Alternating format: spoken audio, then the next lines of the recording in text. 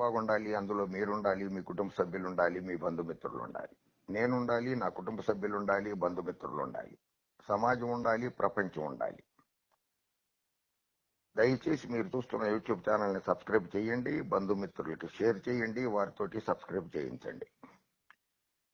సావుకి రేవుకి కేసులకి భయపడకుండా ధైర్యంగా, నిజాయితీగా, నిర్భయంగా, నగ్న సత్యాలతో మీకు మరిన్ని మంచి వీడియోలు అందిస్తామని వాగ్దానం చేస్తున్న మమ్మల్ని మనసారా హృదయపూర్వకంగా ఆశీర్వదించండి, దీవించండి.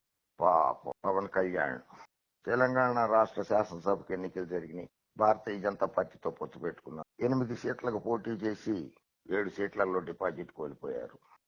ఆ దెబ్బకి కేంద్ర నాయకత్వం అనుమతితో తెలంగాణ రాష్ట్ర భారతీయ జనతా పార్టీ అధ్యక్షుడు, కేంద్ర మంత్రి జి కిషన్ రెడ్డి గారు 2024లో జరగబోయే లోక్సభ ఎన్నికల్లో జనసేన పార్టీతో సహా ఏ పార్టీతోనూ పొత్తు ఉండదు అని స్పష్టంగా తేల్చి చెప్పేశారు. అంతకుముందు ఒక వారం 10 రోజుల క్రితమే కిషన్ రెడ్డి గారు అన్నట్లుగా పవన్ కళ్యాణ్ వల్లే మేము ఓడిపోయామన్నట్లుగా వచ్చినటువంటి వైరల్ అయినటువంటి వీడియోలు కూడా మనం చూశాము. అది నేను అనలేదని చెప్పి కిషన్ రెడ్డి గారు ఇచ్చారు. కానీ ఈ ప్రకటన తర్వాత ఒంటరిగా భారతీయ జనతా పార్టీ ఒంటరిగా పోటీ చేస్తుందని తేల్చి చెప్పిన తర్వాత అది జరిగే ఉండొచ్చేమో అని కూడా అనిపిస్తోంది. ఆ తర్వాత ఆంధ్రప్రదేశ్ విషయానికి వస్తే, ఆంధ్రప్రదేశ్లో చంద్రబాబు నాయుడు గారు స్కిల్ డెవలప్మెంట్ కుంభకోణం కేసులో రాజమహేంద్రవరం సెంట్రల్ జైల్లో ఉంటే ఆయన్ని పరామర్శించడానికి వెళ్లినటువంటి పవన్ కళ్యాణ్ గారు తెలుగుదేశం జనసేన పొత్తు ఖాయం అని చెప్పేశారు. ఆ తర్వాత కార్యకర్తలతోటి, జన సైనికులతోటి, వీర మహిళలతోటి మాట్లాడేటప్పుడు కూడా మీకు ఇష్టం ఉన్న వాళ్ళు పార్టీలో ఉండండి, లేకపోతే బయటికి వెళ్ళిపోండి అని కూడా ఆయన హెచ్చరించడం కూడా జరిగింది. ఈ పొత్తు 10 ఏళ్లు ఉంటుంది. 5 సంవత్సరాలు కాదు, 4 సంవత్సరాలు కాదు, ఎన్నికల వరకు కాదు. ఈ పొత్తు 10 ఏళ్లు ఉంటుందని కూడా ఆయన గట్టిగా చెప్పేశారు.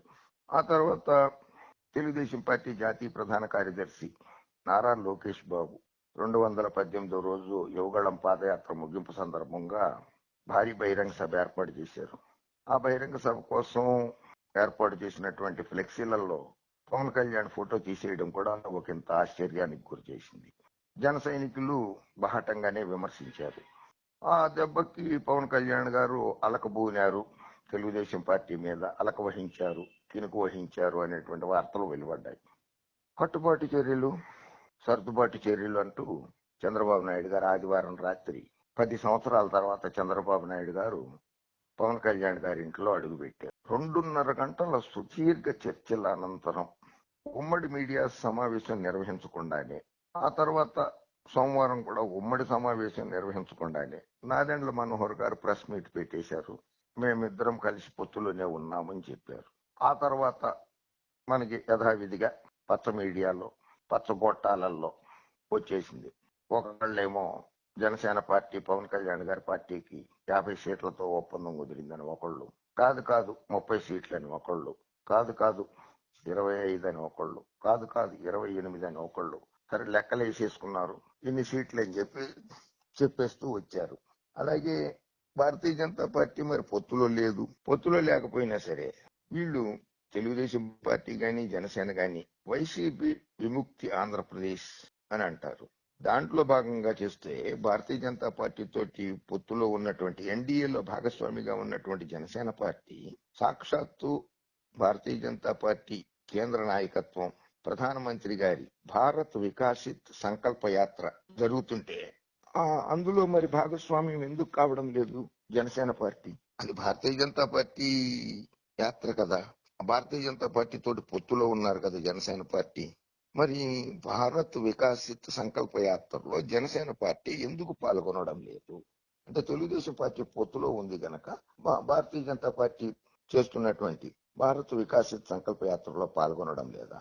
అందులో పాల్గొనకపోతే, భారత్ వికాసిత్ సంకల్ప యాత్రలో పాల్గొనకపోతే జనసేన పార్టీ మరి ఎన్డీఏలో నుంచి బయటకు వచ్చినట్లుగా ఊహించుకోవాలా, లేకపోతే భారతీయ జనతా పార్టీ తోటి తెగదెంపులు చేసుకున్నట్లుగా భావించాలా?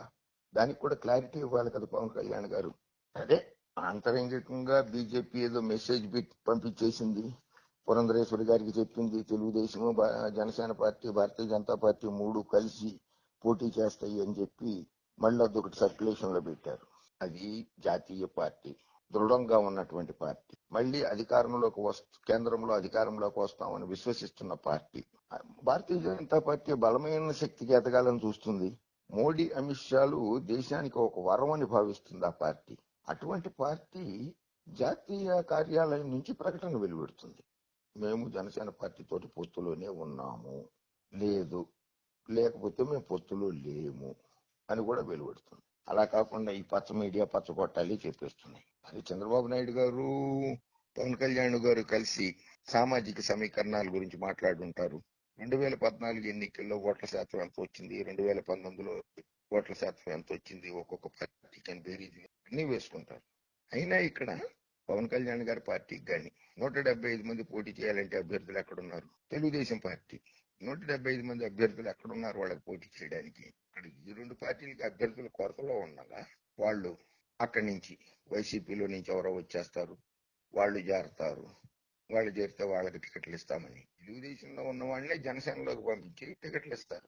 జనసేన పార్టీకి అభ్యర్థులు లేరు కనుక తెలుగు జనసేన పార్టీ పోటీ చేస్తుంది. ఎందుకంటే వాళ్ళకి అభ్యర్థులు లేరు.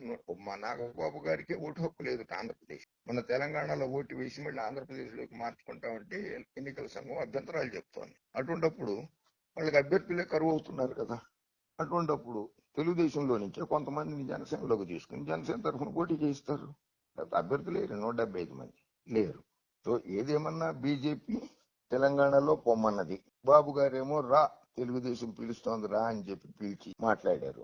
జనసేనకి మళ్ళీ కొన్ని ఛానల్స్ జనసేనకి 20 సీట్లు, ఇది శాసనసభలో జనసేనకి 20 సీట్లు, భారతీయ జనతా పార్టీకి 5 సీట్లు ఇస్తామని చెప్పారట. భారతీయ జనతా పార్టీకి కిందటిసారి ఆంధ్రప్రదేశ్ లో పోటీ చేస్తే 100 కంటే తక్కువ ఓట్లు వచ్చింది భారతీయ జనతా పార్టీ. అయినా సరే కలుపుకుపోదాము అని చంద్రబాబు నాయుడు గారు విశ్వ ప్రయత్నాలు చేస్తున్నారు. ఎందుకంటే ఆయనకు ఓట్లు పెరుగుతాయో సీట్లు పెరుగుతాయో అన్నది కాదు అక్కడ ముఖ్యం. ఆయన మీద ఉన్న కేసుల్లో కేంద్రం సహాయపడుతుంది అన్నటువంటి ఉద్దేశమే ఆయనకున్నది. అంతేగాని రాష్ట్ర ప్రయోజనాలు ముఖ్యం కాదు ఆయనకి, కార్యకర్తల ప్రయోజనాలు ముఖ్యం కాదు చంద్రబాబు నాయుడు గారికి.